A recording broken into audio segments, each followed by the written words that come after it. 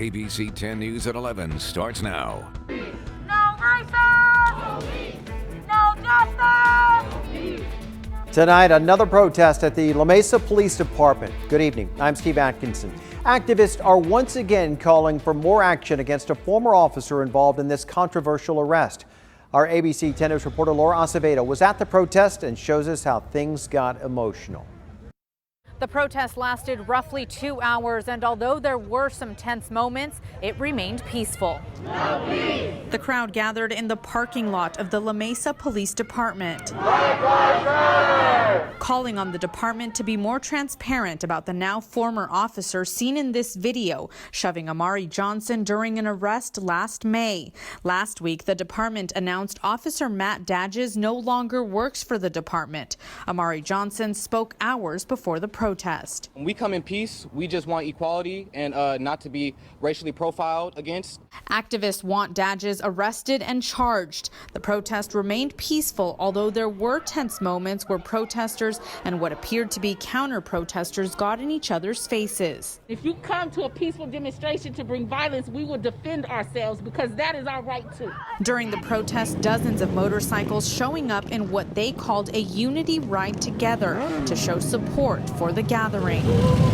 One man was detained by La Mesa police, but late tonight officers confirmed that he's been released after determining no crime was committed. We're going to keep on fighting. We're not going to stop until, our changes that we want made are made, until we treat it as not second-class citizens, but as equals. Laura Acevedo, ABC 10 News. An independent consulting firm will review the violent protests that broke out in La Mesa back in May and investigate how different local agencies handled that protest.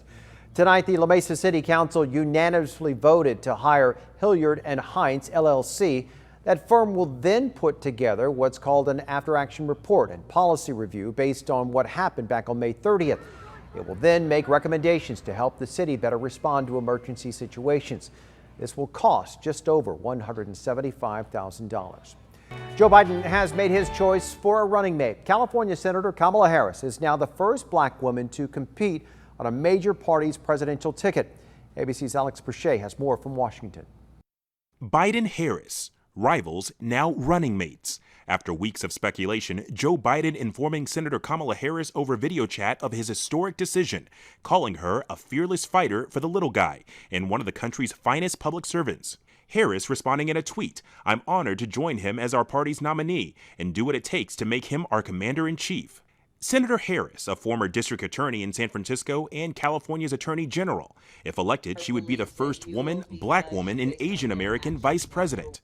The daughter of immigrants, her dad from Jamaica, her mother from India. Ultimately, Joe Biden has said he was looking for someone he could trust. Choosing the vice president is whether or not the person is simpatico with me in terms of where I want to take the country. During the 2020 campaign, Harris notably attacked Biden on the debate stage. There was a little girl in California who was part of the second class to integrate her public schools, and she was bused to school every day. And that little girl was me. Harris dropped out before the first votes were cast. Last month, photographers captured handwritten notes of Biden's before a press conference. Under Kamala Harris, it read, "Do not hold grudges. Campaign with me and Jill. Talented. Great help to the campaign.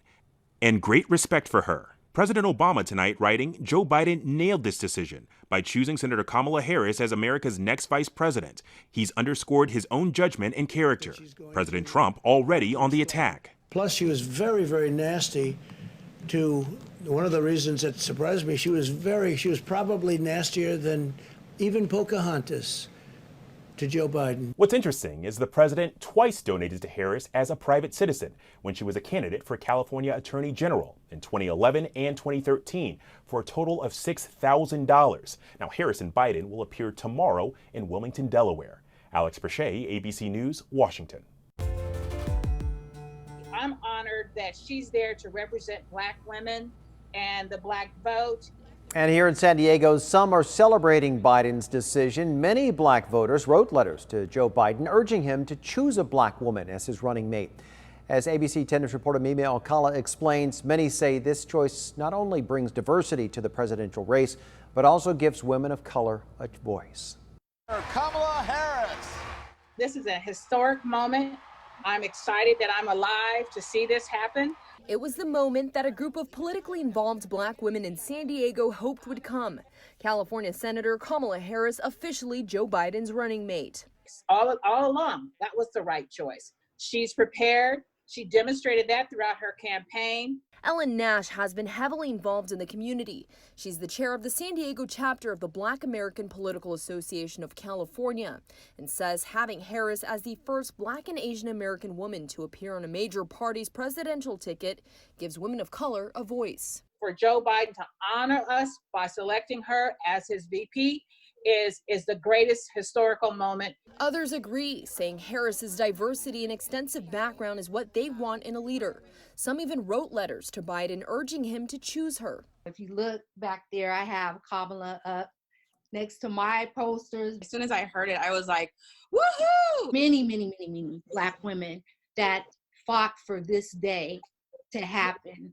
I've been waiting for something like this all my life. But does this choice boost Joe Biden's chances of winning this election?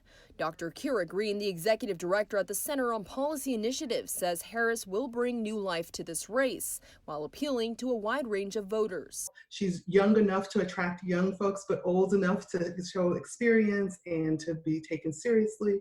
I think it will help with women who were disappointed not to see other women advance further in this race. And I also think that it will help with Black voters. Green saying this decision not only makes history, but will re-energize some of the most politically engaged San Diegans. Mimi Alcala, ABC 10 News. And tonight, Tony Kovarik, the chairman of the Republican Party of San Diego County, sent a statement to ABC 10 News in response to Biden's announcement, saying, "We congratulate Joe Biden on picking Kamala Harris as his running mate, as she brings zero substance and lots of baggage. The main being the disastrous policies of California, which will go over like a lead balloon in key battleground states." With Harris becoming the vice presidential candidate, that leaves her Senate seat open, leaving Governor Gavin Newsom to decide who will fill it. He has two options. Newsom can either appoint her replacement, who would serve out her term until 2023, or he could call for a special election. The LA Times reports that decision may be a precarious one for Newsom, with implications for his future political ambitions. He's likely to face pressure to appoint a woman of color to that seat. Imperial Beach Mayor Serge Dedina announced today that he is running for the open Senate seat. He tweeted today, "I'm honored to announce that I am officially putting my hat in the ring to be considered by Governor Gavin Newsom for the U.S. Senate seat here in California. We need a surfing senator who is committed to cleaning up our state and fighting for our planet." And there is some good news tonight on our coronavirus front. Our numbers today: the county announced 182 new cases. It's the first time in a long time that number has been under 200. There were also 8 new deaths, and that brings that total to 602. San Diego County could come off the state's monitoring list very soon. That's what our public health officer, Dr. Wilma Wooten, anticipates as our local numbers continue to decline. That will also allow schools to reopen. Once the county is off the state's monitoring list for 3 days, then we will have to continue to show a normal case rate for an additional 14 days. And on the 15th day, grades 7 through 12 can reopen. The state will need to provide guidance on opening of other sectors, and that authority does not lie or reside with local jurisdictions. Elementary schools can submit waivers to the county to reopen. Right now, the county is reviewing those waivers for approval before they get sent to the state. Sports at San Diego State, they are now being put on hold officially. Today, the university confirmed that football, soccer, volleyball, and cross country, they will all be canceled this fall. Athletic Director J.D. Wicker says they are committed to working towards playing in the spring, but he says it's a big disappointment for everyone. I feel terrible for the student athletes and our coaches and staff that have worked so hard to get where we are today. I mean, you're talking about young men and women who have spent their entire lives, or the majority of their lives, getting to a particular point in their particular craft where they could get a Division I scholarship. In the meantime, both the Pac-12 and the Big Ten conferences announced they are also postponing their football seasons this fall. Another factor impacting college sports this fall is a heart condition that is linked to COVID-19. It can cause inflammation of the heart muscle. ESPN reports that condition has been spotted in several Big Ten athletes. And earlier today, ABC 10 News spoke with Dr. Alexandra Karazi from Sharp Grossmont Hospital about those effects. It has a wide spectrum of clinical effects. It can range from something very mild, from which you can easily recover, to something that can affect the heart for a long period of time. In severe cases, the condition can be fatal if left undiagnosed and untreated.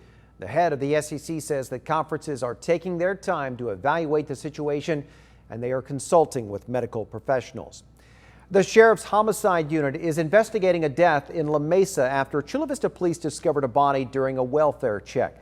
Officers found a man's body just after 1 o'clock this afternoon on the 4400 block of Carmen Drive. It's unclear why the officers conducted that welfare check in the first place. Deputies have not yet identified the victim.